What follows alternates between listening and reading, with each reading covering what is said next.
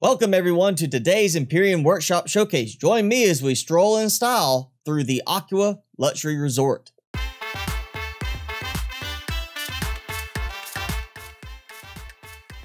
So today's design is the Akua Luxury Resort by creator Unileska Kuriku, and it is an unlock level 12 size class 5 base. Now obviously from the name this is implied to be an early game base. But the name also implies that this is a very luxurious base. This is meant more for living in style and not so much necessarily for protection against heavy attacks. Definitely not for PvP. But does it really work as an early game base in this regard? So starting from what I consider to be the front, we do have our large hangar bay door to the side, as well as the initials above what I can only consider to be the front door. Heading through the front door, we come into a very large open entryway area where you basically have no decorations of any kind, just a lot of open space, a lot of views on the inside area of the base as well as outside the base. So I consider this to be open room for you to customize how you want. Continuing forward, we go through a door into the inner courtyard area where you'll see your first hint of decorations. Out here you will find light posts, as well as decorative potted plants, benches, and of course an in-ground pool. Now one element about placing this base when you build it is you will want water at least in the middle area of the base. Otherwise you may find yourself with an empty, dry pool and you might crack your head open when you try to dive in. Over to the side you will see two doors leading into the greenhouse area. This is just an area for your 26 grow plots.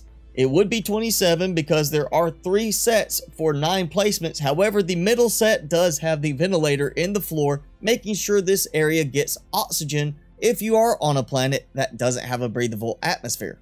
On top of the greenhouse, you will find 2 solar panels out of your entire group of 7.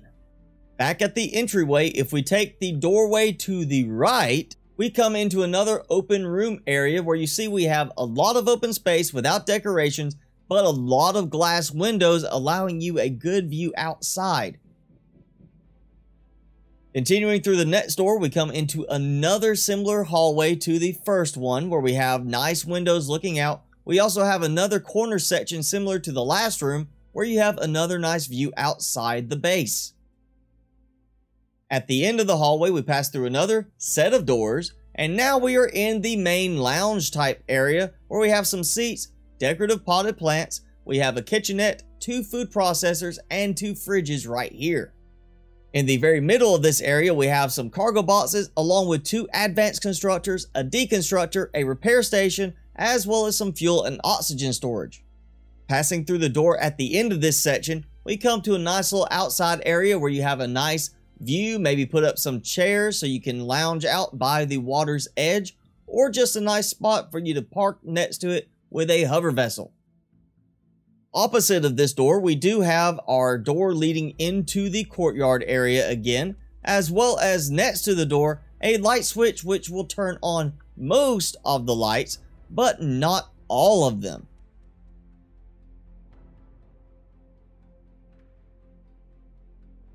And passing through the double doors at the end, we come into our massive hangar bay. In this bay, we have our repair bay module and repair console, 2 ammo boxes, 6 cargo boxes, as well as an O2 station, and some decorative consoles and displays at the end. If you pass through the door next to the big hangar bay door, you will actually come back into the original hallway where we entered. Taking the elevator next to this though, we come up to the upper balcony area. This is an enclosed area, but it's also a very open and non-decorated area, so you do have a lot of room to play with here in terms of your decorations. And then we have a door that leads to the balcony overlooking the front of the base. Back in our processing area, if we go past the fridges, we do have another elevator, and this one will lead us up to the next floor, which we enter into our medical bay. You'll see in here we have our 4 medical scanners as well as a medic station, and we have a lot of medical decorations. Heading through these double doors, we come into another balcony room that looks down into the courtyard and gives you plenty of open space for adding as many luxury decorations as you like. And right here we have an elevator that leads us back down into the hangar bay area. Back in the medical bay, if we continue up the original elevator that brought us here, we come up to the next floor, which is the living quarters. A very luxurious, large suite area where you have a lot of decorations, as well as, of course, a nice shower toilet combo. You have your own kitchenette. You have nice big screen TVs, potted plants, and couches, just the works to make you feel at home, have a nice luxury view of everything, and especially when you need some money, you do have access to an ATM in the corner.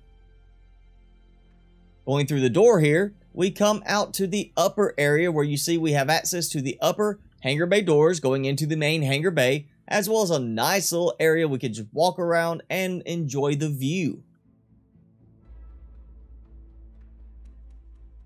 But we are not done yet. If we go back to the elevator again and continue on up to the very, very top, we come out to yet another landing pad area. Now you can use this as just a nice upper viewing area.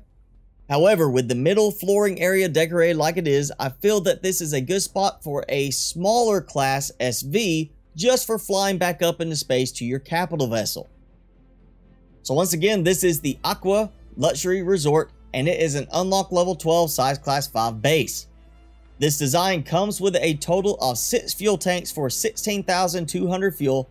The base does have a custom group for turning off your generators, which I have done. What you see here is that I have no food processors, no constructors, no deconstructor, no weapons, nothing turned on except for some of the lights. As you can see right now, I only have a consumption of 249 kilowatts, but I am producing 429 kilowatts because of the time of day. That means if you really wanted to, and you didn't need to use any production in this, you just needed to leave it going for a while, you could turn off just the generators, but not the actual power to the base, and allow the solar panels to keep it going. Even with everything turned on, lights, constructors, all of it, except I am not actually producing anything at the moment, I am still producing more solar power than what I'm consuming. The base also comes with 7 oxygen tanks for a total capacity of 14,000 O2, and because of the larger spaces, it needs 5,655 to fill it up. However, the base only carries 2 ventilators and the 1 oxygen station in the hangar bay. You will also find the 1 medic station up in the medical bay. For attack and defense, this is built pretty light. It comes with 2 retractable sentry guns and 1 retractable cannon turret because, as the name suggests, it's meant to be used on your starter moderate planet. That means the only thing you should be worrying about attacking it are drones and, of course, maybe you getting chased by a predator. In total, it carries 21 cargo boxes and 2 ammo boxes, along with the 2 fridges, 2 food processors, and 2 advanced constructors. Now, resource-wise, to build this, the most extensive element you're going to need will be the 11,746 stone dust. In addition to that, there's a lot of window elements in this, so you will need 4,306 silicon to build this as well. The 4 elements I think you will find a little bit harder to get by unlock level 12, especially if you are able to raise your unlock level fairly quickly, will of course be the cobalt, neodymium, zascosium, and erestrum. Now, this is not to say it will be impossible to get these, because all you have to do is find the right points of interest and then take out the right elements. Taking certain elements out of the crashed capital vessel, for example, should be able to get you enough cobalt, neodymium, zascosium, and erestrum to actually get this going. So with all that being said, what is my opinion on this? Well, this is definitely a more luxurious design. And by placing it so you have both water in the pool and some waterfront edging to it, you will have a really great view of whatever planet you put it on. I don't see this being one to put on a lava world, but hey, if you really want a pool filled with lava, go right ahead. With stone dust and silicon being the heaviest elements you're going to need for this, it's obviously a lot of concrete blocks and windows. That means it will not be standing up to heavy attack under PvP or even heavy attack from a well-armed patrol vessel. Even though the name is the Akua Luxury Resort, I feel that rather than using this for a beginner base on your starting planet, this is better suited as a luxury base for later in the game. At some point later in the game, you may decide that you want to set up shop somewhere on a nice temperate climate planet. You may want to have some place where you can come when you've finished doing a lot of looting and pillaging of points of interest, so you can just relax and kick your feet up by the ocean. Once again, this is the Akua Luxury Resort coming to us from creator Kirikou, and if you would like to check it out in your own game, there will be a link in the description below. Of course, if you try it out and you like it, be sure to leave a thumbs up and a good comment for the creator on the workshop page. Well, that is it for today's video. If you enjoyed the video, be sure to leave me a like, leave me a comment below, and hit subscribe if you haven't done so already. As always, I'm your host, Mr. Spicy. Thanks so much for watching. Be sure to keep it spicy this week, and I will see you in the next video.